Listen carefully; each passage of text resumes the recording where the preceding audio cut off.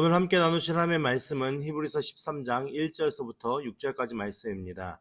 신약성경 368페이지에 있는 히브리서 13장 1절서부터 6절까지 말씀을 다 함께 봉독하시겠습니다.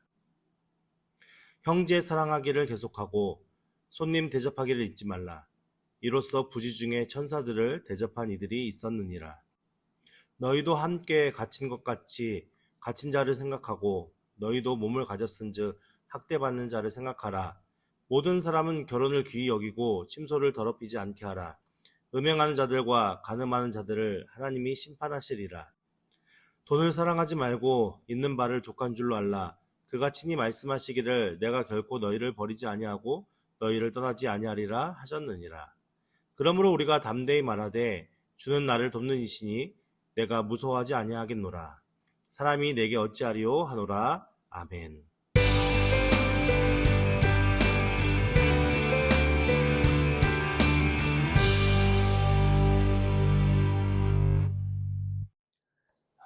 드디어 저희가 이제 올 한 해에 걸쳐서 히브리서 1장부터 쭉 왔는데 드디어 마지막 장 13장에 이르게 되었습니다. 히브리서의 전반적인 내용에 대해서 이제 여러분들이 좀 아시겠죠? 히브리 독자들이 어떠한 상황에 처해 있었는지, 어떠한 상황에 처해 있죠? 아주 편안하고 안락하고 오늘 우리처럼 아무 데나 예배드리고 싶으면 예배드리고 예배드리기 싫으면 집에 있어도 되는 그런 상황 속에서 예수님을 믿었나요? 아니요, 그들은 예수님을 믿는다는 것은 목숨을 걸고 예수님을 믿는 상황이었어요. 그러니까 예수님을 믿는다고 하면은 이미 그 시대에서 잡혀가서 어떻게 보면 여러 가지 많은 고문과 고통을 당하고 핍박을 당하는 상황이었고, 그리고 그 시대의 상황 속에서 물건을 사고 파는 조합에 가입되어야 내가 물건을 사고 팔 수가 있는데 그 조합에서도 추방당하기 때문에 거의 살 수 없을 만큼 많은 핍박과 어려움, 그리고 그 예수님을 믿는다고 해서 받는 여러 가지 많은 불이익들이 엄청나게 많은 상황 속에 살아가고 있었습니다. 그럼에도 불구하고 많은 이들이 믿음으로 이겨나가는 사람들도 있었지만 많은 이들은 어떻겠습니까? 신앙이 흔들리는 상황 속에서도 있었죠. 그러면서 굳이 내가 예수를 주로 믿는다고 구주로 믿는다고 고백하면 살 필요가 있나? 이런 생각을 했었을 것이고, 그 당시에 유대교도 하나님을 믿는 종교고 그리스도교도 하나님을 믿는 종교잖아요. 그러니까는 어느 걸 믿어도 상관없는 상황인데 유대교를 믿었을 때는 그렇게 핍박이나 환란이나 어려움이 없으니까 그 유대인들의 회유에 의해서 흔들리고 그것으로 돌아가고 싶은 마음에 어떤 동기가 부여되는 그런 사람들이 많이 있었을 것입니다. 그런 이들에게 유대교로 돌아가는 것, 그리고 그들이 신앙을 버리는 것이 얼마나 무지한 일이고 그것이 하나님 앞에서 얼마나 큰 범죄인지를 그들에게 알려주는, 그것을 깨우쳐주기 위해서 기록한 서신이 히브리서고, 쭉 우리가 어떻게 보면은 여러 가지 많은 주제에 대해서 예수님이 사도들보다 낫고, 그리고 제사장보다 낫고, 선지자도 낫고, 여러 가지 많은 그런 내용들과 또 예배, 새 언약과 새 제물과 새 제사장과 여러 가지 많은 이야기들에 대한 설명들을 우리가 쭉 살펴보았습니다. 우리가 지난주 마지막 12장 마지막 부분의 말씀을 우리가 살펴보았을 때에 예수 그리스도를 믿음으로 우리에게 주어진 것은 무엇이라고 선언하고 있습니까? 흔들리지 않는 나라. 절대로 흔들리지 않는 나라. 그 나라는 어떤 나라라고요? 하나님 나라. 세상의 모든 종교도 모든 나라도 이 세상에 세워지면 언젠가는 무너지는 시기가 있었습니다. 그런데 그 하나님의 나라는 영원히 무너지지 않는다. 그리고 나중에 하나님께서 예수 그리스도께서 재림하시는 그때에 이 땅의 모든 것이 다 흔들리는 상황이 되어지고 그 모든 것이 다 무너지는 상황이 되어지는데, 그때에 그 하나님의 나라는 절대로 흔들리지 않는 견고한 하나님의 나라, 그것을 우리가 유업으로 이은 받을 자기 때문에 오늘 우리가 그 하나님을 향한 믿음으로 이 모든 어려움과 이 모든 곤란과 이 모든 힘듦을 이겨나가야 함을 이제 히브리 기자가 계속 설명하고 왔습니다. 이제 13장에 와서 이제 1절부터 무엇을 말씀하는지를 한번 살펴보고자 하는데, 1절 말씀에 형제 사랑하기를 계속하고 라고 말씀하고 있습니다. 그럼 여기서 형제는 어떤 대상을 얘기할까요? 믿는 자들을 얘기할까요? 믿지 않는 자들을 얘기할까요? 믿는 자들 얘기하는 거죠. 그러니까 우리가 12장 14절 말씀에 보면 모든 사람과 더불어 화평함과 거룩함을 따르라 라고 말씀하는데 여기서 모든 사람은 믿는 자들만 택할까요? 아니면 모든 사람 전체를 얘기하는 걸까요? 네, 믿든 믿지 않는 모든 사람들과 더불어 화평하고 그들과 거룩함을 따르라 라고 말씀합니다. 그러니까 이것은 무엇이냐면 예수님을 믿는 사람들은 믿는 사람들뿐만 아니라 믿지 않는 자들과도 어떤 관계를 형성해야 돼요? 화평하게 형성해야 된다는 겁니다. 왜 화평하게 형성을 하는 거냐? 내가 하나님의 자녀면 저 사람도 하나님의 자녀가 될 수 있는 가능성이 있는 사람. 아직은 예수님을 믿지 못해서 하나님의 자녀가 되지 못했지만 그도 하나님의 피조물이고 나도 하나님의 거룩한 피조물이기 때문에 우리가 서로 화평함을 따라서 그들로 하여금 무엇을요? 내가 하나님을 거룩하게 따르는 그 모습을 통해서 저들이 누구를 알게끔 하나님을 알게끔 하기 위한 은혜의 방편으로 내가 다른 모든 사람들과 화평을 이루어야 하고 내가 또 하나님 앞에서 거룩한 삶을 살아야 한다라고 선언하고 말씀하였습니다. 근데 13장의 1절에 와서는 형제 사랑하기를 계속하래요. 그러니까 지금 어떤 상황이냐면 우리가 함께 교회 공동체로 교회 주일날 한 번씩 우리가 모여서 예배를 드리지만 우리가 흩어져서 삶의 어떤 각자의 위치에 가 있었을 때는 어떤 싸움을 하고 있는 겁니까? 세상에서의 전쟁과 같은 삶을 사는 거예요. 많은 핍박과 환난 속에서 우리가 그것을 맞닥뜨리고 부딪히면서 살아가는 거예요. 그러니까는 그 형제들이 함께 서로 사랑해주고 격려해주고 위로해주고 도와주지 않으면 그 모임 자체가 유지될 수 있을까요? 없죠. 그러니까 오늘 우리에게 필요한 건 뭐냐면은 우리가 함께 하나님 안에서 훈련받고 교육받는 사람이기도 하지만 우리가 함께 서로 공동체를 세워가는 은혜 속에서 서로 무엇을 하고요? 대접받기를 바라는 마음으로 사는 것이 아니라 서로 사랑하고 권면하고 도와주고 힘이 되어주고 그런 관계를 계속 지속적으로 유지해야 함을 지금 설명하고 있는 겁니다. 그러면서 2절 말씀에 손님 대접하기를 잊지 말라. 손님 대접하는 이 규례와 율법은 이미 구약시대에도 주어진 말씀이에요. 그 당시에 이스라엘 지역을 고대 근동 지역이라고 하는데 그 고대 근동 지역에서 유일하게 이스라엘 백성들만 이렇게 손님 대접하라는 그 율법이 주어졌어요. 그러니까 다른 나라에서는 사실은 이방인이, 외지인이, 여행자나 이런 사람들이 가다가 강도를 만나든 해코지를 당하든 아무도 도와주는 사람이 없었단 말이죠. 각자가 하고 싶은 대로 살았으니까. 근데 하나님께서는 그 이스라엘 백성들에게 어떤 규칙과 법칙을 주셨냐? 손님을 잘 접대하라. 외국 이방인이나 객이나 나그네나 이런 사람들을 잘 대접하라 라는 말씀을 주셨어요. 그 이유가 무엇이죠? 그 이유가 아무리 연약하고 아무리 같은 종족이 아니어도 우리가 하나님 앞에 입은 은혜와 사랑을 그들에게 전달하면서 그들로 하여금 하나님을 볼 수 있는 은혜의 통로로 쓰임받게 하기 위함이었겠죠. 그러니까는 지금 이렇게 손님 대접하기를 잊지 말라. 이로써 부시 중에 천사들을 대접한 이들이 있었느니라 라고 말씀하는 이 말씀 속에 우리는 떠올라야 하는 인물들이 있죠. 어떤 인물들입니까? 아브라함과 롯을 우리가 쉽게 떠올릴 수가 있죠.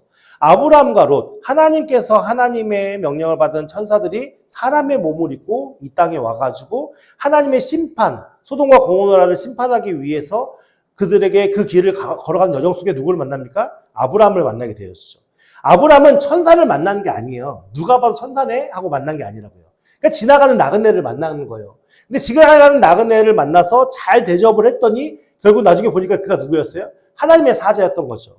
그러니까 하나님의 사자를 만나게 되어져서 결국 무엇입니까? 그 소돔과 고모라에 의인이 있다면 멸망하시겠습니까? 라고 기도를 하면서 간청을 하면서 결국 그것이 멸망당하지 않게 하기 위한 중보기도로 나아가잖아요.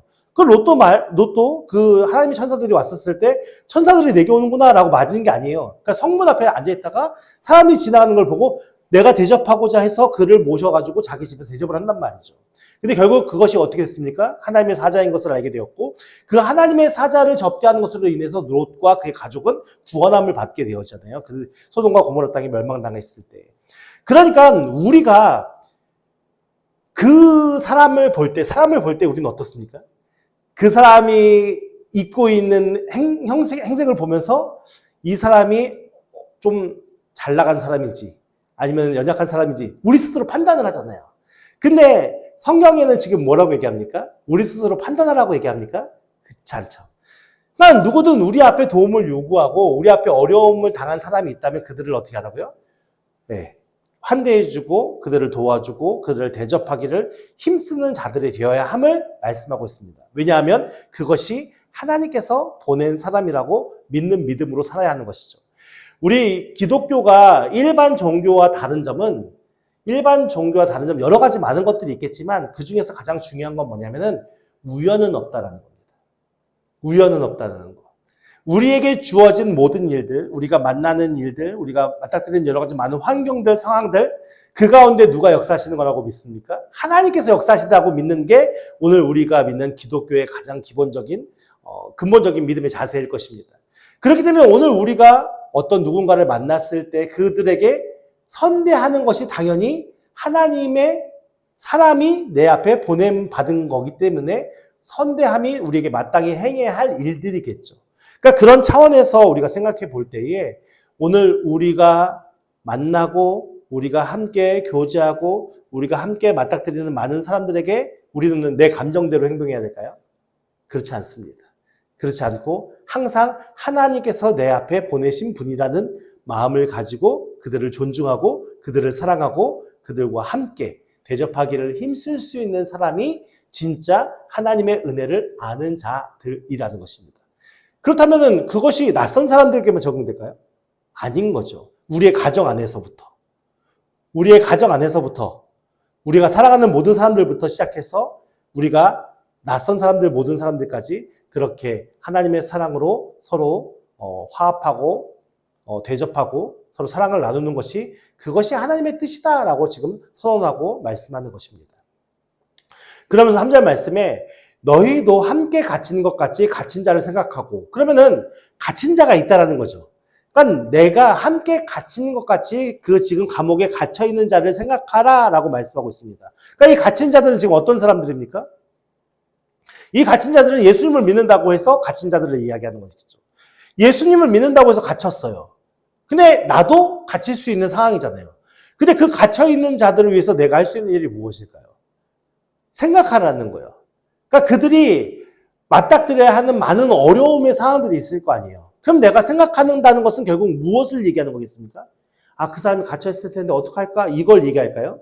아니겠죠. 내가 생각한다는 것은 결국 뭐냐면 그들이 맞닥뜨릴 어려움과 여러 가지 많은 고통과 핍박의 환경과 상황 속에서 내가 그들을 위해서 해줄 수 있는 것은 기도밖에 없잖아요. 그러니까 그들을 생각하면서 하나님의 도우심을 구해서 그들이 그 모든 환경과 상황 속에서 믿음을 이겨나갈 수 있기를 내가 기도하는 것. 그렇게 생각해야 되는 것이고 너희도 몸을 가졌은즉 어떤 자여 학대받는 자를 생각하라 라는 말씀은 결국 그들이 예수 믿는 것 때문에 끌려 잡혀가서 학대받는 것을 이야기합니다. 그러니까 나도 그들에게 끌려가서 학대받고 그들에게 채찍을 당할 수 있는 상황이지만 나는 지금 그래도 잡혀가지 않는 상황 속에서 그들을 기억하면서 그들을 위해서 무엇을 하라고요? 기도해야 된다라고 생각합니다. 그러니까 사실은 우리가 많은 사람들에게 많은 일을 할 수 있을까요? 그렇게 할 수 있는 몸은 하나밖에 없으니까 사실 실질적으로 많은 사람들과 관계 속에서 많은 일을 할 수는 없습니다. 그럼에도 불구하고 우리에게 가장 중요한 일 중에 하나, 우리가 바로 할 수 있는 일 중에 하나가 무엇이면 기도인 것입니다. 오늘 우리 주변에 어려움을 당하고 환난을 당하고 핍박을 당하고 어떤 질병을 통해서 아니면 여러 가지 많은 상황들을 통해서 괴로워하는 사람들을 본다면 우리는 어떻게 할까요? 나도 그런 상황에 처할 수 있다는 걸 생각하고 그들을 위해서 하나님 앞에 간절히 기도하며 생각할 수 있는 은혜가 있어야 되는 것입니다. 그것이 하나님의 사랑은 나만을 생각할 내 중심적인 사랑이 아니라 항상 어떤 사랑이에요? 이타적인 사랑입니다. 나를 희생해서 다른 사람들을 도와주고 나를 희생해서 다른 사람들을 세워주는 이타적인 사랑이 기독교적인 사랑인 것입니다. 그러니까 오늘 우리에게 중요한 의식은 무엇이냐면 오늘 내가 무엇이 부족하지? 내가 무엇을 못 누리고 있지? 내가 어떤 걸 더 가져야 행복할까? 내가 어떤 걸 더 즐겨야 행복할까라는 걸 생각하는 게 중요한 것이 아니라 오늘 우리 주변에 어렵고 힘든 상황에 처해 있는 그들을 바라보면서 그들을 위해서 내가 해줄 수 있는 게 무엇일까? 그들을 위해서 내가 섬길 수 있는 게 무엇일까? 그런 사고와 그런 가치를 가지고 사는 것이 기독교적인 사고이다라고 선언하는 것입니다. 왜 그럴까요? 세상 사람들은요, 우리가 사는 삶이 한 번뿐이고 영원할 것처럼 생각하면 살아요. 그러니까 결국 어떻습니까? 내가 한 번뿐인 이 세상의 삶, 얼마나 즐겁고 행복하게 사는 게 가장 중요한 가치이지 않냐라고 생각하는 게 세상 사람들의 가치예요. 근데 오늘 우리가 예수님을 믿고 하나님을 아는 백성들은 우리는 어떤 삶을 사는 겁니까? 이 세상의 삶이 어떤 삶이요? 나그네와 같은 삶인 거예요. 나그네와 같은 삶. 우리 젊은 사람들은, 어린 학생들은 나그네가 뭔지 잘 이해하지 못하겠지만 우리가 어디 여행 다닐 때 바리바리 싸들고 여행 다니는 거 아니잖아요. 예를 들어서 우리가 텐트 쳐놓고 야영하고 캠핑하러 간다고 생각했을 때 캠핑하러 갔을 때 짐이 많으면 많을수록 힘들잖아요. 예를 들어서 오늘날 같은 경우에는 제가 여러분들에게 몇 번 말씀드리지만 운송수단이 좋아서 많은 짐을 가지고 다닐 수 있는 차가 있으니까 괜찮지만 이 히브리 기자가 글을 썼을 당시에는 다 모든 것을 짊어지고 다녀야 되는 상황인데 나그네가 짐이 많으면 많을수록 좋을까요? 힘들까요? 당연히 힘든 거죠. 그러니까 오늘 우리의 삶은 어떤 삶이냐? 이 세상의 백년 남짓의 삶을 잠깐 왔다가 지나가는, 결국 우리의 집을 가기 위한 잠깐 지나가는 여행지와 같은 삶을 사는 게 오늘 우리의 삶이다라고 이야기하는 것입니다. 그러면 집에 가기 위한 과정의 삶인데 막 내가 좋은 거, 내가 즐기는 것을 막 즐기는 것이 중요할까요? 그게 아니라 내가 집에 도착했을 때 내가 무엇을 배우고 어떤 사람들과 함께 무엇을 하면서 우리 집의 주인 되신 우리 아버지 되신 하나님 앞에 서느냐가 중요한 거죠. 오늘 우리의 상황과 우리의 어떤 삶의 가치가 무엇인지를 말씀 안에서 바로 깨닫는 것이 중요합니다. 그래서 4절 말씀에 뭐라고 말씀하냐면 모든 사람은 결혼을 귀히 여기고, 그러면 모든 사람은 결혼을 귀히 여기라는 말씀은 결국 결혼을 귀히 여기지 않는 사람들이 있다는 것이죠. 실질적으로 세상 사람들이 결혼을 귀히 여깁니까? 오늘날 시대만 봐도 결혼을 귀히 여깁니까? 물론 귀히 여기는 사람들도 분명히 있을 겁니다. 근데 오늘날 결혼을 한다는 것, 남자와 여자가 함께 가정을 이룬다는 것, 그것이 성경 안에서 주는 의미가 무엇입니까? 서로 한없이 사랑해라, 이것 때문에 결혼하는 겁니까? 아닙니다. 성경에서 아담과 하와를 하나님께서 만들어서 둘이 가정을 이루게 하신 근본적인 이유는 돕는 배필입니다. 나를 위한 배필이 아니라 서로 하나님 나라를 위해 돕는 배필로서 남자와 여자를 세워주신 겁니다. 그 돕는 배필로서 가정을 이루고 자녀를 낳고 그러면서 그들이 함께 하나님 안에서 아름다운 믿음의 가정을 세워 하나님의 영광을 위해 쓰임받게 하심이 하나님이 가정을 허락하신 가장 중요한 이유입니다. 근데 어떤 사람들은 이 결혼을 무엇을 위하면 나의 기쁨과 나의 즐거움과 나의 정욕과 나의 쾌락을 위해서 결혼을 하는 사람들이 있었고 그런 사람들 때문에 사실은 많은 사람들이 어떻게 됩니까? 상처받는 거죠. 실질적으로 오늘날은 남성과 여성의 지위가 동등되어서 오늘도 여성들도 일도 하고 사회적인 많은 역량을 발휘하면서 살아가는 시대가 되었지만 우리가 불과 조선시대만 생각해도 여자들이 할 수 있는 일은 가정일 말고는 그렇게 많지 않았잖아요. 그리고 이 당시에는 어떤 사고방식이냐면 남자 밑에 여자가 있다라고 생각했어요. 그러니까 그 아내를 하나의 동등된 인격체로 본 게 아니라 소유물로 봤단 말이죠. 그렇기 때문에 남자 입장에서는 그 여자를 아내로 사랑하니까 아내로 맞이했다가 지겨우면 또 이혼증서 써서 버리고 이런 상황이 되면 여자 입장에서는 어떻게 됩니까? 자기가 결혼했다가 이혼을 당하면 사회적으로 과부나 이혼당한 사람이나 이런 사람들이 사회적으로 생활할 수 있는 터전 자체가 없었던 거예요. 그러니까 그들은 많은 어려운 환경 속에서 공핍하고 힘든 상황 속에서 살아갈 수밖에 없는 것이 그 당시 여자들이 맞닥뜨려야 할 현실이었다는 것이죠. 그런 것들 때문에 여러 가지 많은 불경스러운 일들과 말도 안 되는 일들이 이루어졌었습니다. 그러니까 그것이 예수님을 믿고 하나님을 섬기는 자들이라면 마땅히 행하지 말아야 할 일들이다라고 선언하면서 지금 말씀하는 겁니다. 그러면서 침소를 더럽히지 말라, 더럽히지 않게 하라. 결국은 그 침소는 누구를 위한 침소입니까? 남편과 아내를 위한 침소인데 결국 남편과 아닌 다른 누군가가 그 침소를 올라간다면 그것은 더럽히는 일이 되는 것이겠죠. 근데 하나님께서 뭐라고 말씀하시면 음행하는 자들과 간음하는 자들을 하나님께서 어떻게 하신다고요? 심판하신다고요. 여러분 나중에 시간이 되시면 에스라서 8장에서 10장 말씀을 한번 읽어보세요. 이스라엘 사람들이 에스라 시대에 많은 사람들이 이방 여인과 자신이 좋은 대로 결혼을 하게 되어집니다. 근데 그것으로 인해서 하나님이 진노하시는 그런 일들의 말씀들이 나오거든요. 하나님께서는 이 음행하고 간음하는 자들을 절대로 내버려 두지 않으십니다. 그러니까 오늘 우리에게 중요한 것은 무엇이냐면 하나님 안에서 하나님을 믿고 그 하나님이 우리의 인생의 주인이 되신다고 우리가 섬긴다면 그 하나님 안에서 선한 일들을 하기 위한 삶을 살아가는 것이 우리에게 가장 중요한 가치임을 하나님께서 말씀하시고 우리에게 깨닫게 하시는 것입니다. 5절 말씀에 돈을 사랑하지 말고 있는 바를 족한 줄로 알아. 이 세상을 살아갈 때 가장 중요한 것이 무엇입니까? 라고 물어본다면 대부분 사람들이 돈이라고 얘기할 거예요. 그렇죠? 오늘 우리에게도 돈이 없이는 살아갈 수 없잖아요. 생활할 수도 없고. 근데 성경은 무엇이라 말씀하면 돈을 사랑하지 말고 어떻게 하라고요? 있는 바를 족한 줄로 알아. 돈을 사랑함이 일반하게 뿌리가 된다라고 말씀하고 있죠. 그러니까 하나님의 말씀에서는 돈과 하나님을 겸하여 섬길 수 있다라고 얘기하십니까? 말씀하십니까? 절대로 돈과 하나님을 겸하여 섬길 수 없다라고 얘기합니다.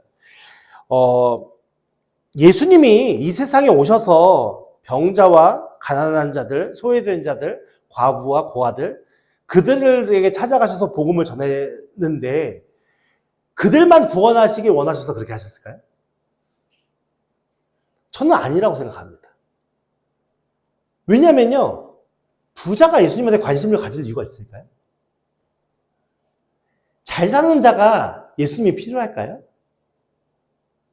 그러니까 실질적으로 예수님께서 고아와 과부와 가난한 자들과 어려운 자들에게 찾아오실 수밖에 없는 이유는 그 예수님에 대해 관심 가질 수 있는 사람들이 그런 사람들밖에 없었기 때문이지 않았을까 생각을 해요. 그러니까 돈을 사랑한다는 말씀은 결국 무엇입니까? 하나님이 필요 없다라는 거죠. 왜냐하면 내 돈이 나를 풍요롭게, 부유하게, 부족함 없게 나의 삶을 채워줄 것이니까. 근데 그것은 이 땅에 살아갈 때의 삶의 이야기죠. 결국 우리의 인생에 가장 중요한 것은 우리가 이 세상의 삶을 마무리하는 그 순간에 우리는 하나님 앞에 심판받을 수밖에 없는 존재라는 것을 알아야 되는 것입니다. 내가 아무리 이 세상에서 부유함을 누리며 풍요롭게 산다 하더라도 결국은 우리가 하나님 앞에 심판받을 수밖에 없는 존재입니다. 내가 아무리 이 세상에 선을 행한다고 다른 사람들을 많이 도와주고 산다 하더라도 나는 하나님 앞에 심판대 앞에 설 수밖에 없습니다. 성경이 말하는 죄의 모습은 우리가 말하는 도덕적인 윤리적인 차원의 죄를 이야기하는 것이 아니라 하나님을 인정치 않는 것부터 죄입니다. 그럼 여기서 죄 안 지은 사람이 있을 수 있을까요? 우리가 생각으로 짓는 죄, 다른 사람을 비방하고 다른 사람에게 이 멍청한 놈아라고 얘기해도 그것이 죄라고 성경이 이야기하는데 우리가 살아가는 삶 속에서 죄를 안 지는 사람이 있을 수 있을까요? 아마 아무도 없을 겁니다. 근데 그 죄에 대한 심판을 받는데 그 심판이 결국 무엇이라 얘기합니까? 조금 우리가 몇 대 맞고 마는 건가요? 아니요. 영원한 지옥불에 떨어지는 게 심판입니다. 그것이 성경이 이야기하는 심판입니다. 그렇다면 내가 오늘 100억 갖고 살고 1000억 갖고 사는 게 뭐가 중요합니까? 1000억, 100억 있어봤자 우리가 누릴 수 있는 시간은 길어야 100년이라니까요. 근데 지옥 형벌은 영원한 거예요. 끝이 없어요. 끝이 없다고요. 그렇게 모든 인생이 지옥불에 떨어질까봐 그 인생들을 건지시기 위해서 하나님께서 자기 아들을 그 인생들이 받아야 죄의 대값을 대신 지불하시기 위해서 이 땅에 보내주셨고 그 예수 그리스도께서 모진 고난을 당하시고 십자가 짊어 죽으심으로 말미암아 오늘 우리의 모든 죄를 대신 지셔서 구원으로 인도하신 것이 하나님의 사랑이라고요. 그렇게까지 하나님께서 사랑으로 그 인생들을 구원하시기 위해서 애쓰고 힘쓰셨는데 하나님보다 돈을 더 사랑해. 그거 어찌 되겠습니까?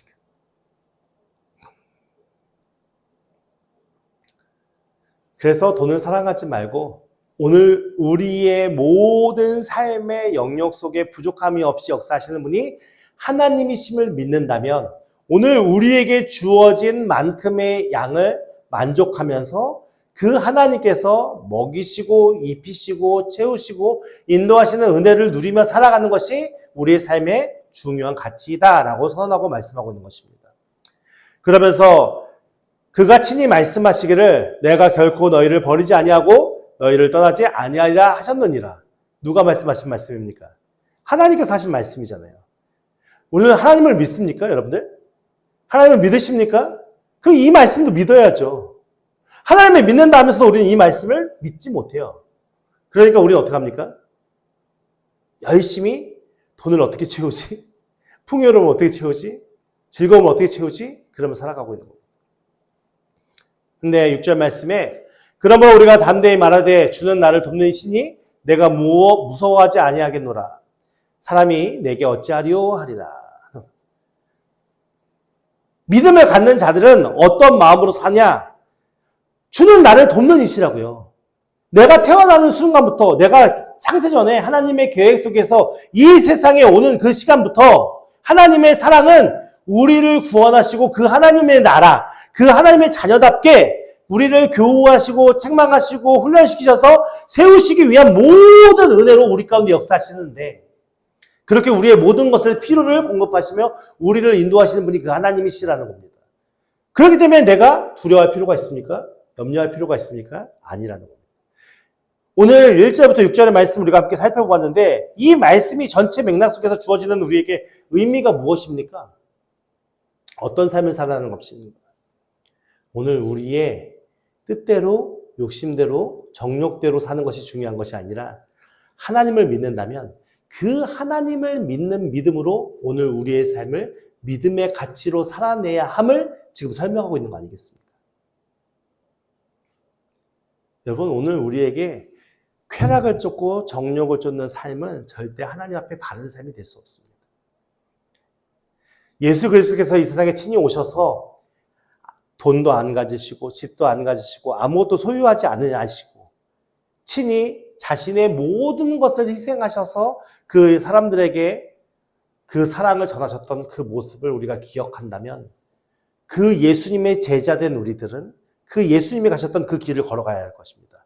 그렇다고 여러분들 가난하게 살라고 지금 있는 전재산을 팔라고 말씀드리는 것이 아닙니다.